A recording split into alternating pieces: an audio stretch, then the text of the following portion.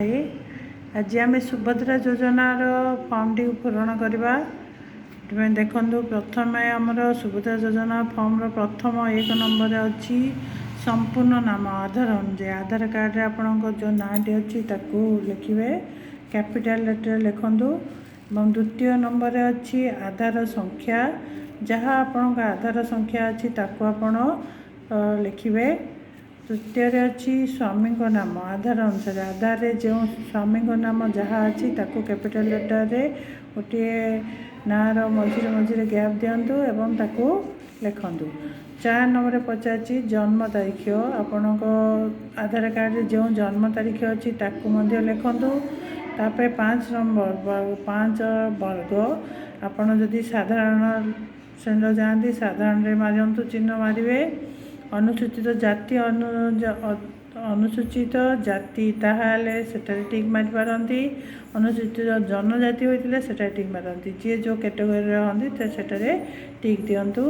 6 number होची शारीरिक भिन्नक्षम जदि अछंती हाँ रे टिक मारंतु नथांती जदि ना रे टिक मारंतु।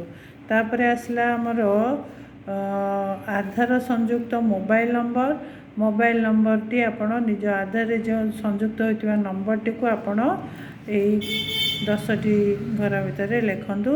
एवं तापरे आसला विकल्प नंबर जोड़ा कि मोबाइल नंबर आपण को घर फैमिली का दे पारंती बा निजर अन्य नंबर जदि अच्छी दे देबे। तापरे आसला 9 नंबर होची जिला आपण जो जिल्ला रो अप्लाई करचंदी से जिल्ला रो नाटी लिखंतु। जपरि गंजाम रो अप्लाई करची गंजाम रो लिखिची आपण जो जिल्ला रो अप्लाई करिवे सेटा लिखंतु। तापर 10 नंबर अच्छी आपण जदि ग्राम रे रहउचंती ताहाले ग्राम रो नाम ग्राम पंचायत रो नाम ब्लॉक रो नाम आदि लिखि पारंती। जदि शहर रे रहउचंती ताहाले को नंबर वार्ड रहउचंती अर्बन एरिया को अर्बन एरिया रे आपण रहउचंती शहर आपण जो शहर रहउचंती से शहर रो नाम लिखिबे।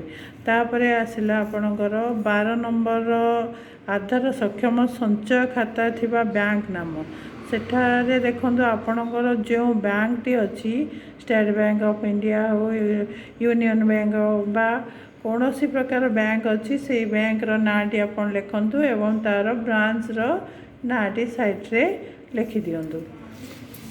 देखंतु पछगानी पुणी अच्छी से पचारिची मु ओडिशार बासिंदा अटे जदि हाँ